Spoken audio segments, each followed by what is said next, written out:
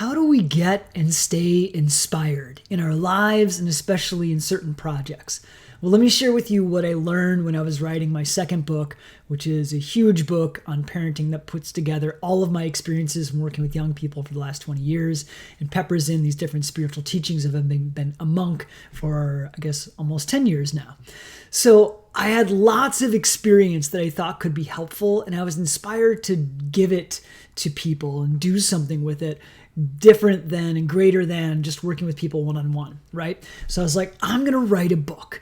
But I didn't know how to do it. I didn't know how to get it out. And I wasn't inspired to do it. I had the desire to do it, but I wasn't inspired, right? So you can apply this to anything in your life. And I'm going to use the example of, for me, writing a book, but also you could use it for working out or starting like a new habit that you really want to do, but you don't feel inspired to do, but you know you need to, right? So I'm going to close that gap for us here in this content.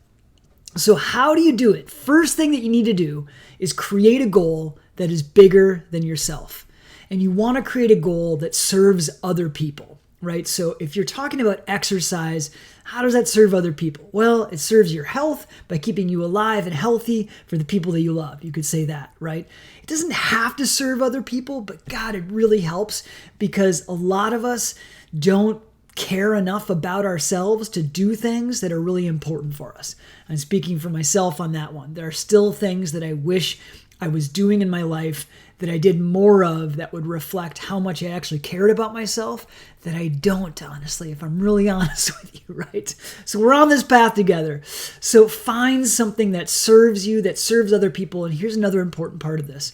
Something that pulls you into a future that you really want to have.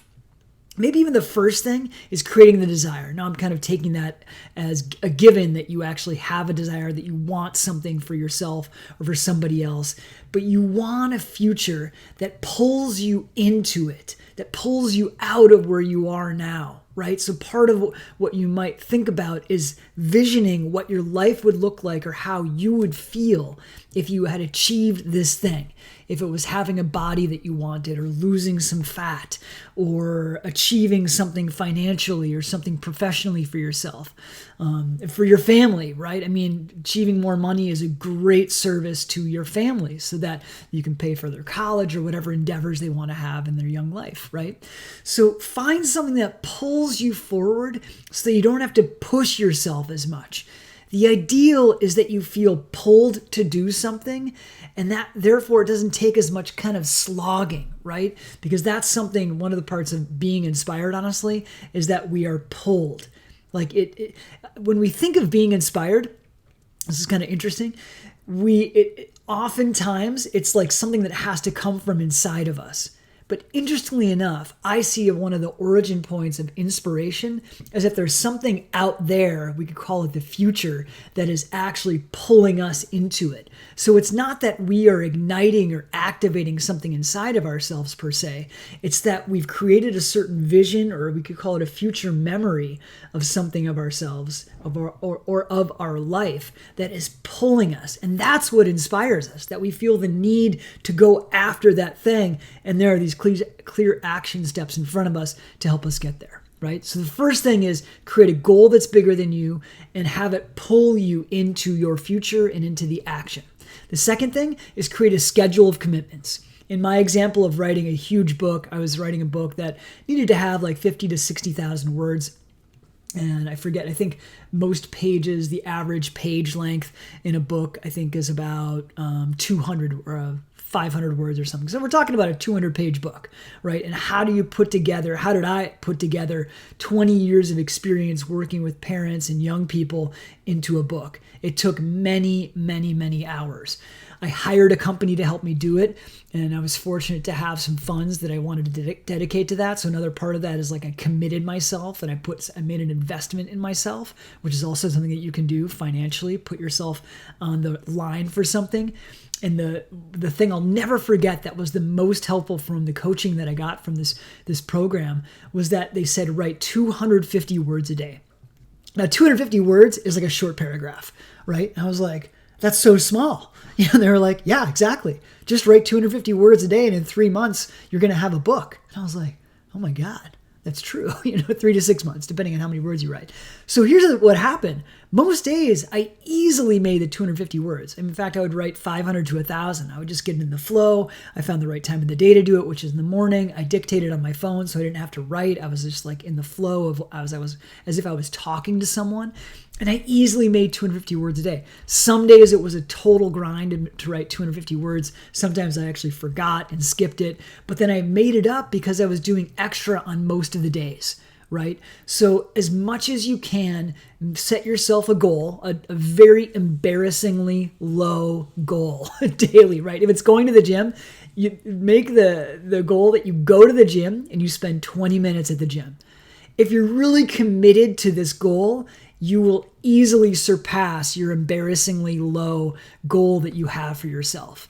Easily. And then on the days when you're like, I'm just not going to the gym, you'll have already banked a bunch of time and a bunch of the workout and a bunch of the the energy that you had at the gym, right? And do it every day. And see if you can do more than the embarrassingly low minimum most days. Because then there are some days that things come up, your schedule shifts, you get sick, things happen, right, in our lives. So if there are more that you're banking each day on top of that embarrassingly low goal that you have, you're setting yourself up for success. So you're creating a schedule of commitments of something you do every single day around that goal. And that's going to create inspiration, right? All this is how to get inspired. Making a commitment and setting a goal that's very small and doing it every day is going to create inspiration, because after like 20 days or something like that, something will shift in your subconscious mind that will say, I'm fucking doing this. I am doing this. It's happening. I committed to something and it's working, and something will start to shift in your psychology about how you feel about yourself, right? So number 3, do it. Just do it. And ride the waves of feeling inspired and not inspired. Some days, use the gym and the book writing metaphor. Some days writing, it was terrible. Like I didn't use any of what I did. But it was critically important for me to write on those days because, for a number of reasons. Psychologically, I did what I said I was going to do. And that is one of the origin points of confidence and self-esteem. Doing what we say we're going to do to ourselves, not even to anybody else. Right? Forget about everybody else for a second. We know when we make the decision to do something and whether we do it or not. We're not deluding or kidding ourselves. And on some level, we remember. So number 1, it has a profound impact on our own psychology. And number 2, we are becoming more resilient. We do things even when we don't want to do them, right? So, we're not stoked to go to the gym. So we and this happens to me some days in the morning when I go to my yoga classes, right? I'm just like, oh my God, I'm so tired. I'd rather just sit here and meditate or go back to sleep. And I don't. I go to the yoga class. I've never regretted going to a yoga class ever. I always feel better. And I know that about myself. So that's what peels me out of bed at 5:45 in the morning when I'm trying to get to a 6:45 yoga class some days, right? Same thing for you. Let's take your gym metaphor, exercise metaphor. Get your butt into the gym. I think that's actually people say that's the hardest part. I don't know if it actually is, because the class itself is pretty hard sometimes. Working out is pretty hard sometimes, but it's true. You're in it and it's just like you're being led and you are making yourself do it, right?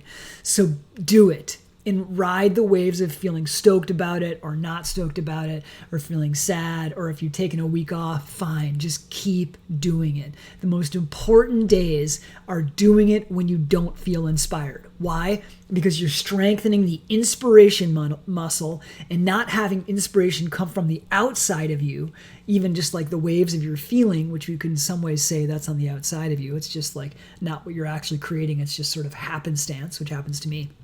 But you're creating a habit that has inspiration come long term. You're looking for that deep groundswell of inspiration that just becomes your life force, right? It becomes your experience of life itself. And I'm telling you that can happen because it's happened with me. And I was the most normal, low achieving person, maybe not you've ever met, but one of the people you've ever met. I lived a life of mediocrity for a lot of my life until I started doing things like this.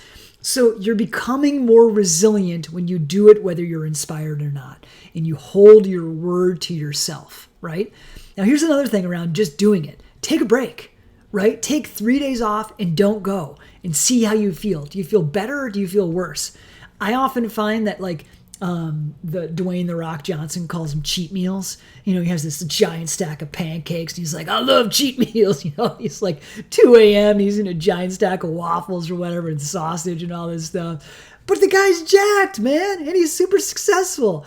So you may find your own way of The Rock's waffles, And what I'll do is I won't work on something for 3 or 4 days and I'll kind of binge the other way. And at the end of that, I'm like, well, got that out of my system. Don't want to do that for a while. And now I feel kind of poopy and want to get back to my project, right? I actually find that being a strategy is like doing nothing so that I get re-inspired to work hard, right? Because I don't like actually how I am and how I feel when I'm not dedicating myself to the goal that I said I was going to.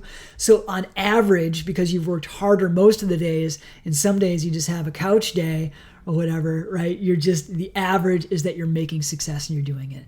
And one of the keys of this to doing it in this third step is that everything we do can support the goal, right? So let's say we procrastinated or not working on it.